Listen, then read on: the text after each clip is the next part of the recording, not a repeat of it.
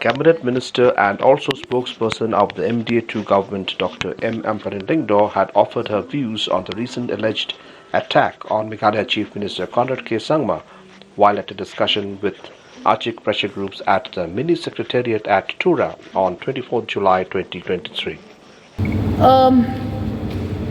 With a sense of great feeling of anger, anguished feeling.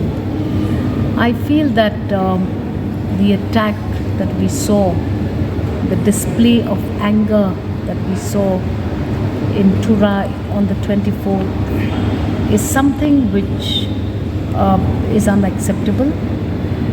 The attack on the police force is one part of that attack. Then the attack on the Honorable Chief Minister is another very big concern. And I feel that after reading the preliminary reports of the police and establishing the fact that that display of anger and that anguish that we saw that day was linked to politics is something which is very disappointing to me personally. Political mafia of some of these parties which operate in other parts of the state is now slowly entering Meghalaya politics. This is very, very dangerous. The people of the state of Meghalaya must say no to this intrusive application of political patronage, which is now becoming a dangerous trend. I condemn that action, and I am very, very happy and satisfied to see that the police are quickly nabbing all the culprits.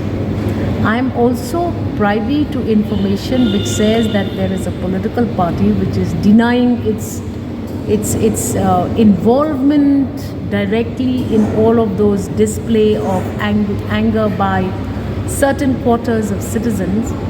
But the fact of the matter is that when we have seen video clippings of instigative messages and instigative speeches of certain individuals belonging to certain political parties, we are left with no other alternative but to believe that it is a political mafia that is taking shape in the state of Meghalaya, and we must at all costs disallow this political mafia because it is unhealthy for the cordial